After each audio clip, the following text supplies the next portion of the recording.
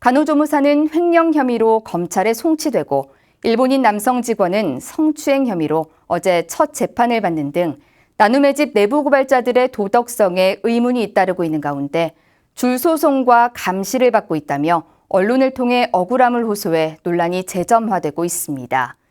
법인과 시설 직원들은 언론에 제보된 CCTV는 내부 고발자들이 직접 설치한 것으로 오히려 감시를 당하고 있다며 일방적인 보도에 억울함과 답답함을 토로했습니다. 이은하 기자가 보도합니다.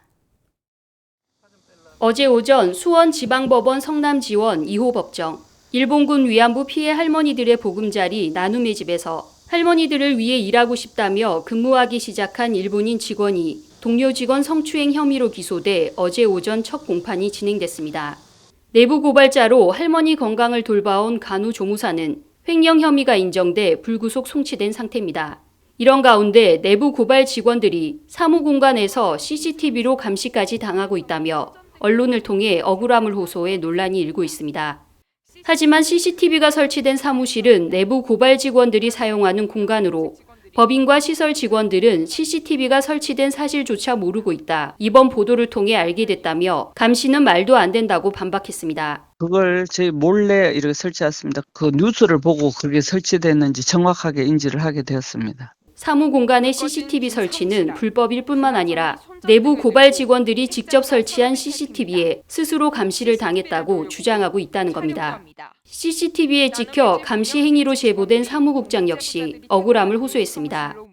1년 넘게 대립하며 대면 업무 시 마찰이 반복되자 내부 고발 직원 측에서 먼저 문서 업무를 제안했고 제보 직원들이 퇴근한 후 업무 지시 문서를 가져다 놓고 전달 여부를 사진으로 찍어 확인해 온 지 1년이 됐다는 겁니다. 작년 그 민간 합동조사 당시 그쯤부터 아마 업무 연락 그렇게 주고받았었습니다. 먼저 이렇게 서류로 주고받자고 했기 때문에 저희도 이제 제보 직원들한테 이제 폭언을 너무 늘상 자주 듣다 보니까 40여 건의 줄소송으로 괴롭힘을 당하고 있다는 주장에 대해서도 반박했습니다. 그 조리사들을 급박하고 이래서 개별적으로 이렇게 하는 것들이 많습니다. 성추행으로 한 것이 지금 현재 저희가 근무하는 직원이 아니라 여기 있다가 나간 분이 고소를 한 거잖아요.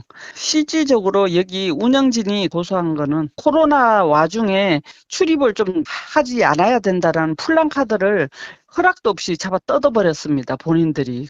유가족과 전 직원 등 개인 간 소송으로 실제 법인이 제기한 소송은 할머니 관련 보조금 횡령 등 법적 책임을 확인할 필요가 있는 몇 건이라는 겁니다.